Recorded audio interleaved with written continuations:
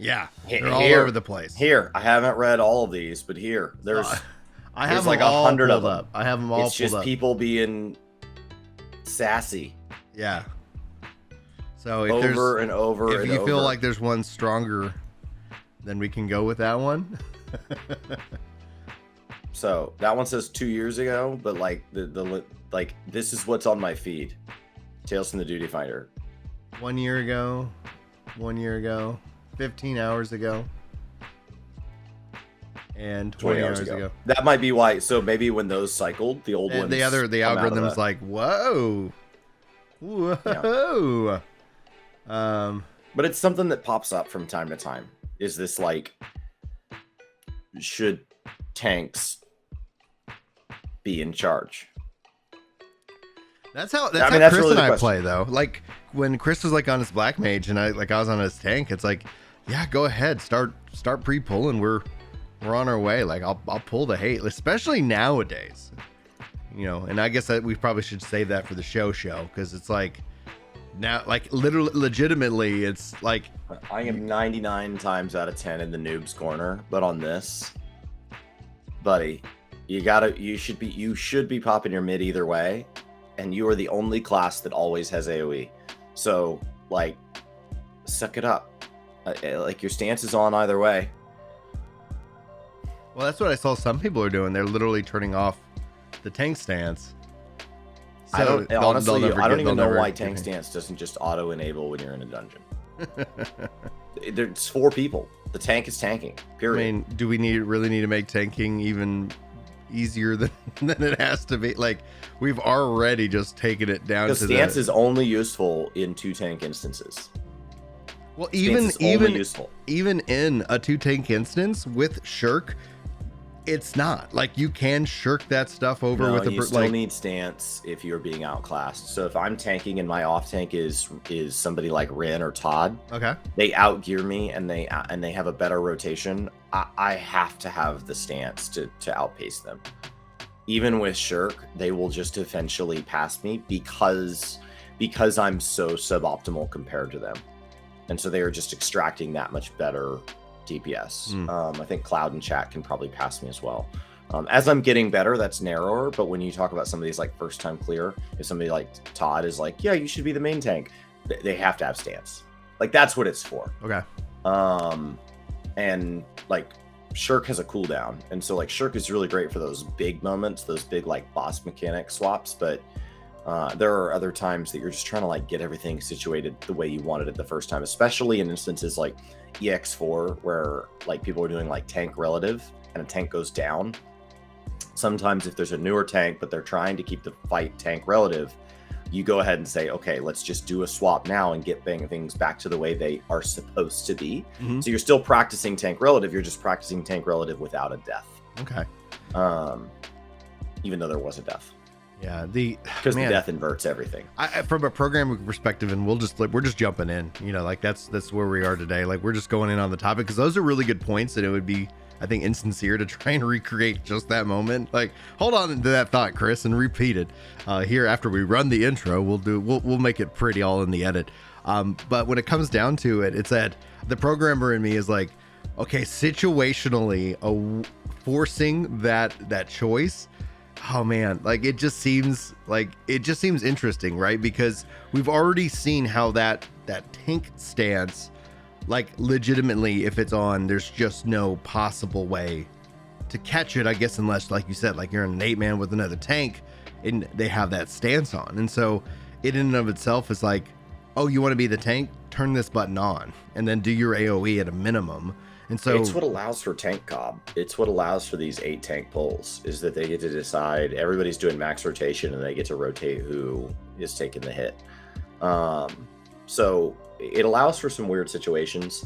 I think in dungeons specifically, when you're in there with Duty Finder, the other problem is that it's most commonly forgotten when people sink down. Because stance is level 4, technically, if you went and found like a level 2 fate, when you synced into it, you would not have stance. Right. And so if stance was instead moved to being a level 1 ability, then maybe they could work something out where it doesn't have to drop off when you sink. And that would also alleviate a lot of the pain. Because a lot of the pain is that I sink into leveling roulette and I forget it's off. But what you're talking about today is now people are maliciously turning it off, and it won't stop that. It's really hard to stop people that are aggressively trying to hurt other players. Just because you have to play the game for them. You have to take over. You have to autopilot. If you have malicious actors, like, no programmer can account for that. Right. And that's where, like, I think to your point, like, I would actually advocate more for having tank stance stay on when you sink, because that literally is one of the things. And it's usually the first pull. You usually forget about it because majority of the content you're running, especially once you're at level cap and you're like, I'm doing the experts, it doesn't fall off there. I'm doing the 60, 70, 80, it stays on, and then you level sync and all of a sudden you're like, okay, and it's gone. And you're like, what happened? And it's usually the first pull where you're like, wait, why is everything running off to the healer or to the damage dealers? And then you turn it back on and you're immediately on the top of the list. So, I run simple bars for my like beast gauge. And so it's not as visually significant when you're in stance versus not. So sometimes in expert roulette, out of habit, I click the stance button. And because those don't sync, I just turned it off. And then I still mess up the first pull. And I'm like, oh, crap. But thankfully, like, stance is a flat 10x to emnity generation for anybody not familiar with 14 stance. And so you turn it on. Tanks have AoE in all group content. And you slam 1 or 2 AoEs and you fly past everybody else. And so it's just, it's really not hard. There's also stuff in WoW where, like, positionals matter. There's things in various games where you're managing statuses, you're managing afflictions, you're managing certain damage types. But in 14, at least, especially in dungeon content, the tank is designed to take all hits. It doesn't matter if it takes them from the back. It doesn't matter if it takes them from the front. Right. The tank takes all hits. And they always have AoE, even when other classes don't. And so, like, they are really designed to take the threat, especially in dungeons. And the mitigation in dungeons is outrageous. Arm's length is most commonly used in raid stuff for its anti-knockback capability. But it is in dungeons, it is beautiful. Outrageously powerful. It's a beautiful ability. That's one of the things when we talk about teaching teaching people to tank from other MMOs. One of the things that you pointed out to me that I never really understood, but then when when all of a sudden hearing you talk about it made sense, was like when I think of slow, I think of my attack speed. That's a very Final Fantasy-esque spell and status debuff, wherein when people coming over from WoW, they're like, oh, that's me moving slow, you know, as opposed to where in 14 it's heavy. And so it's like, okay, there is this translation that still needs to occur because people see that ability and they sleep on it. They're like, I don't care if the enemies are slow.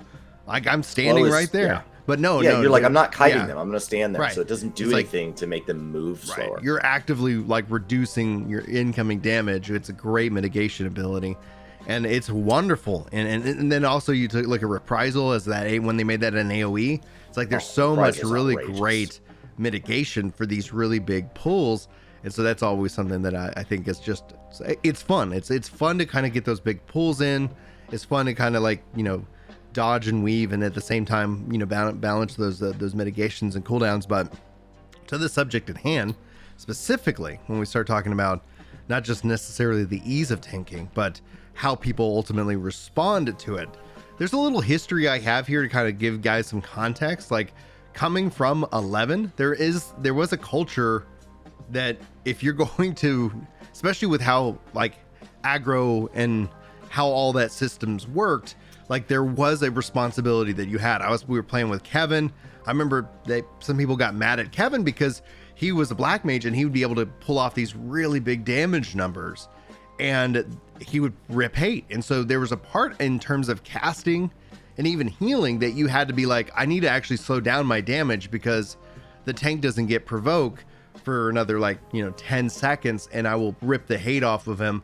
So I want to wait till he provokes, because in 11, provoke actually wasn't just put you at the top of the list. It was just another aggro hate generation mechanic. It accounted for some kind of, I'll say, a flat fee More Final Fantasy 11 experts might say there's some, you know, kind of calculation to it, right? So I can understand that culture because it was the same concept. We were playing with Jelly as well, like even and that came into 14. And I remember like you would find somebody who was just like doing back in the day when 14 had a different kind of hate and aggro managed mechanic, was like, all right, if that's what you want to do, I don't need to heal you. And that's a way that I'm going to teach you kind of through shame, you know, that like that isn't culturally accepted. So this isn't anything new from my perspective. And when Chris and I have played together, like when he was on his Black Mage and I was on a tank, I was like, yeah, go grab whatever. Like I'm going to get the hate off of you. Let's go ahead and keep trying to chain these things together because we already were in a group. This is something we were fine with. And typically nobody else was frustrated because generally these were pre-made groups. But when it comes down to matchmaking now, there's kind of a culture maybe shift in this regards. Chris, I don't know if you said you got a couple of props. I don't know if you want to use those today, but do you want to kind of take us through what we're looking at here on screen? Yeah, so YPYT is you pull, you tank. The idea is that if somebody other than the tank grabs something, especially when it's intentional, I don't believe that's arm veil, somebody just body pulls. Right. I think it's when you see somebody running ahead, tossing ranged attacks, you pull it, you tank it. And depending on the class, some of the classes are fine with that. Like Dragoon's like, oh, whatever. Like as long as I'm getting heals, I can manage that. Yeah. But obviously for things like Black Mage, that's going to become problematic much quicker. So they're in Swallow's Compass, and they're in there with their friend who's a Sprout. And then the tank is making the dungeon go very slowly. And some dungeons that feels more painful than others. Mm-hmm. Most dungeons in Final Fantasy XIV stop you at a double or triple pull. So it's not like some games where they're like, well, what do they expect me to do? Pull the entire dungeon? You can't. You're going to get to a locked door or a bridge that needs to appear or something that is gating your progress until everything goes down. Trash in this game does not drop experience. As one last thing to talk on here, trash does not drop experience. Only bosses drop experience. It's a relatively recent change. And in most modern dungeons, there's no way to dodge it. So basically you just pull your 2 or 3, unlock the door, do that until you get to each of your bosses. And so if somebody is pulling one pull and then just sitting there until each and every last little thing stops, it becomes less efficient to do your AoE rotations as you get down to that last monster, and then you run to the next one. And there are classes where there are timers and things built in, so then that run time starts to mess up their rotation, and they're trying to play their class. Not to mention that when you sign up for a dungeon, you know there's going to be a wait time, but you expect a dungeon in Final Fantasy to be somewhere between 10 and, let's say, 25 minutes.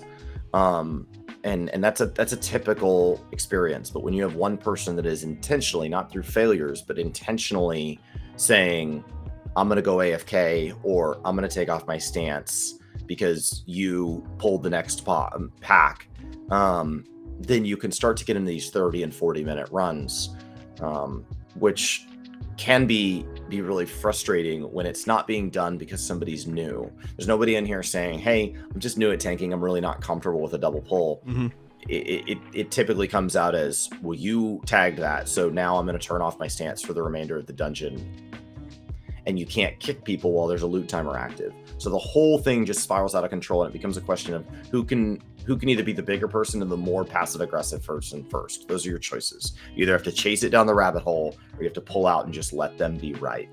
Right. Well, we also know tank privilege is a thing in terms of queue times, right? So if you've been waiting, especially as a DPS, for 10 minutes, 20 minutes, depending on whatever the matchmaking time is, that tank knows that, especially if there isn't a loot timer, that if they do get kicked out of the group, I don't think that immediately applies a penalty to them. Let me know, chat, if I'm incorrect. The penalties that I'm aware of is that if you fail to take the match make within 24 hours 3 times, then they're going to start having that cooldown penalty before you can jump into content again. But regardless, it's like, okay, cool. I can always just jump back in. Or what you end up looking for is somebody wanting just to straight up kick, just leave. Then anybody else can leave in that regard. So they're like, okay, you can always kind of reset that. It's always unfortunate whenever we have these kind of stories in this regards. It's always unfortunate whenever you get into a group and somebody just is like, it's hard because you always are asking yourselves, like, are you incompetent or are you just trying to be a jerk? And I think overall we've seen less of that in game, at least from my personal experience, due to the updated reporting and mechanisms in the game itself, not just in terms of like chat, but we've seen I remember getting into a group with a guy like a year or 2 years ago, something like that, in Shadowbringers, and we were very carefully trying to give them advice because they wouldn't turn on take stance, they wouldn't do these things. We were in Vale of all things, and we just couldn't get the clear. Like there's just no way we were progressing, and we were trying to be very nice about it. Like all of us were like, we weren't trying to be hostile, but eventually we had to actually report them because it became very clear that they didn't care. They have absolutely no idea. They'd run off into a corner and just stand there for a little while. And so that kind of, why you see Tales from the Duty Finder as kind of a key aspect here, because man, when you roll the dice, like I think 9 times out of 10, that's my hope, that you get good experiences.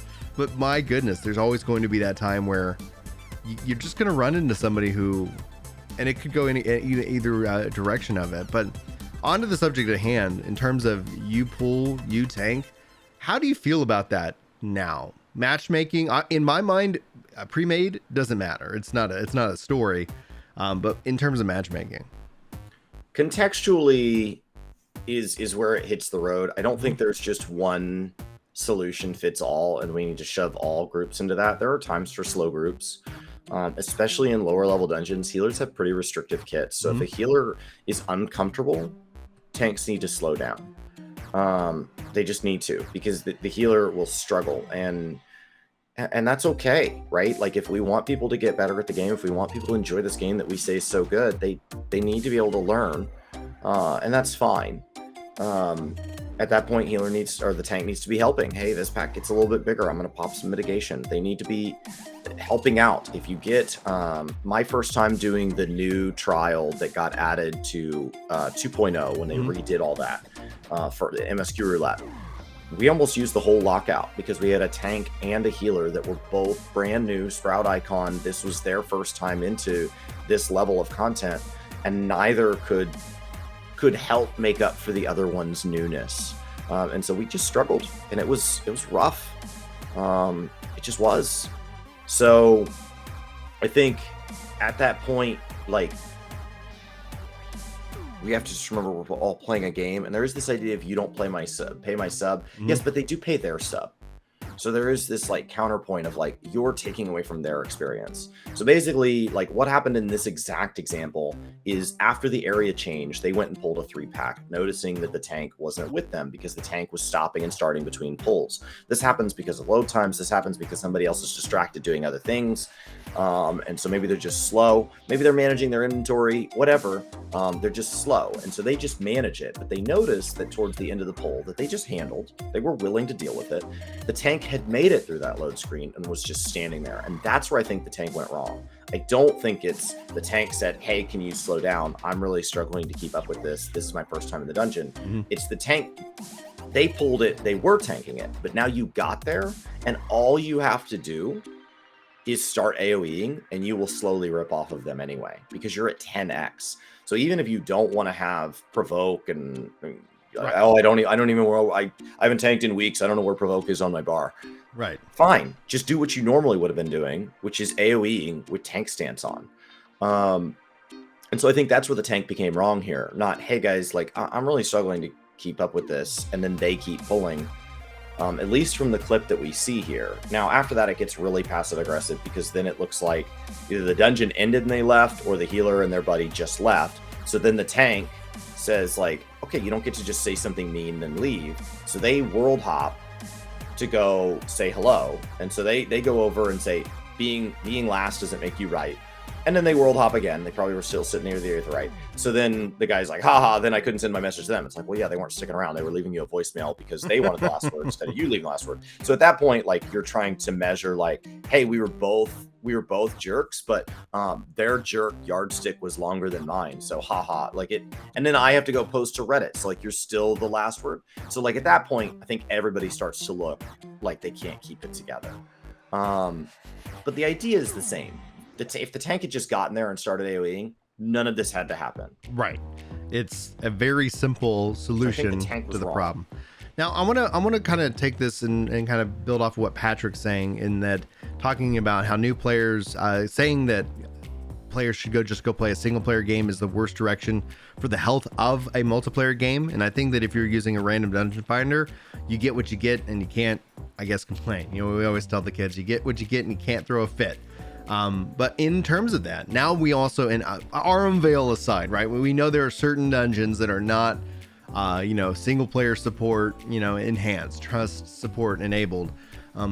Do we think that we're going to see more of that kind of mindset as like more and more dungeons become and have that as an option for players to choose to play? What do you think?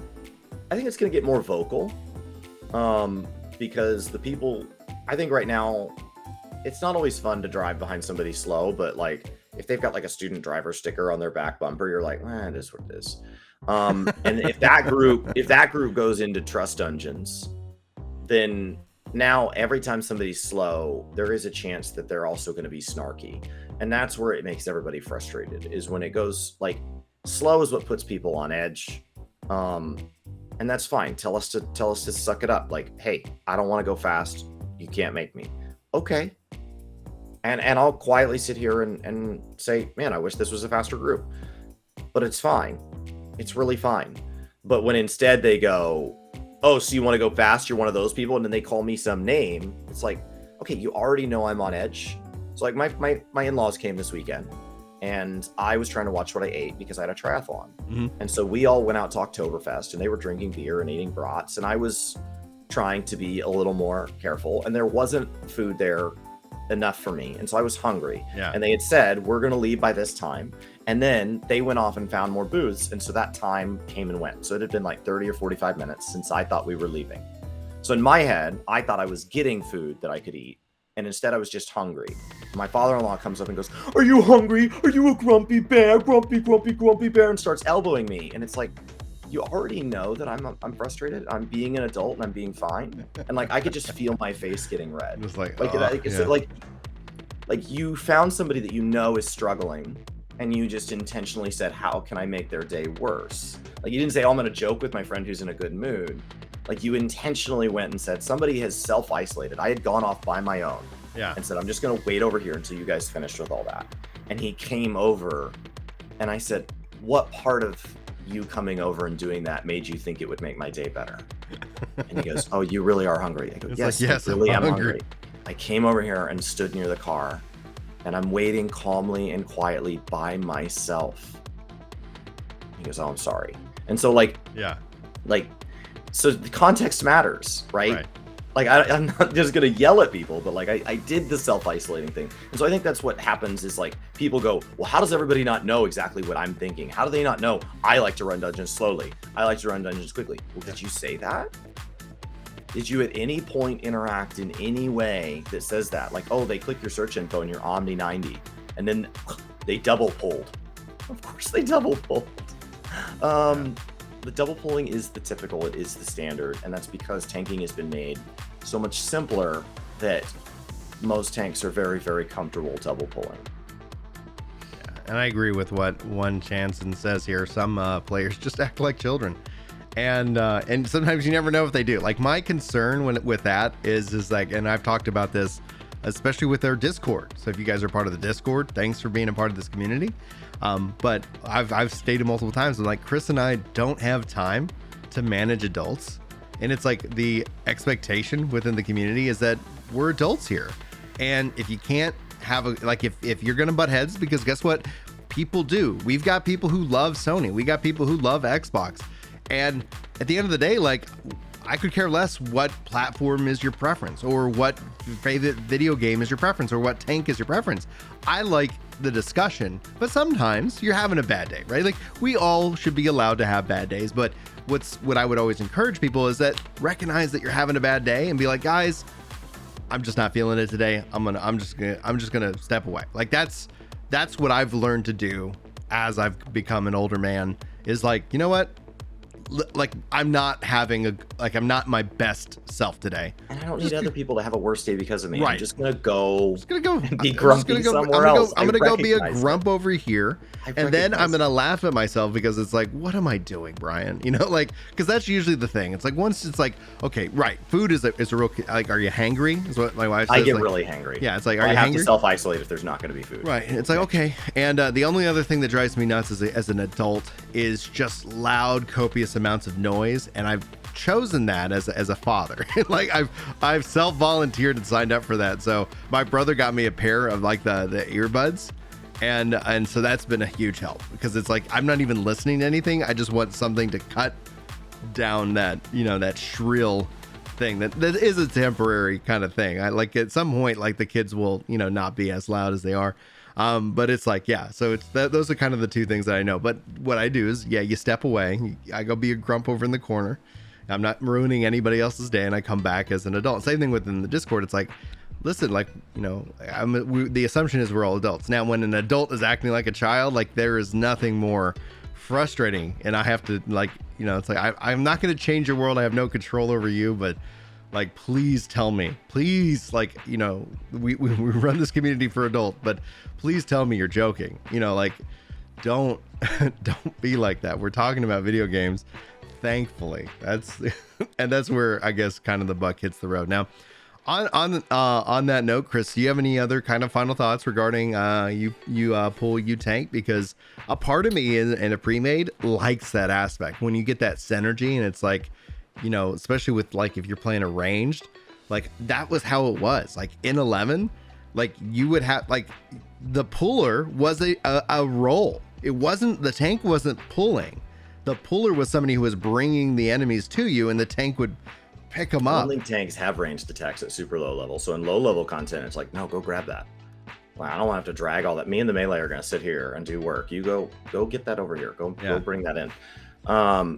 And that's the other etiquette, right? If something gets pulled and you didn't mean to, if you take the red or whatever, take it to the tank. Take it to the tank. Yeah. They're not trying to get 10,000 steps on their pedometer. Bring it to them. They're managing this. Especially once the pull gets to be 6, 8, 10 things. At that point, they're watching their health bar, and they're watching their cooldowns. And, you know, especially if they're not super comfortable in that situation, they may be zoomed all the way in mentally on to say, okay, as soon as that defensive is up, I'm going to pop the next one. And so let them focus on helping the healer keep them alive and bring it to them. And in theory, they just have a blender of AoE going. So if you just bring it in, it should just naturally get grabbed. Because they should just be sitting there hitting their 2-button AoE combo over and over and over and over while spamming mitigation.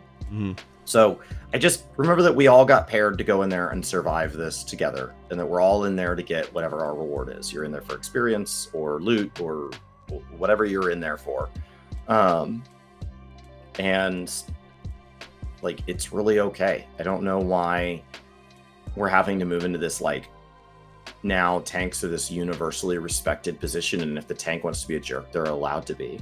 I do think in general the tank sets the pace, but that doesn't give them unilateral ability to ruin everybody else's day. Like, if people are just like, hey, we got through the pull, we didn't notice you weren't through the load zone, we pulled the next 3 mobs, and we're gonna handle it.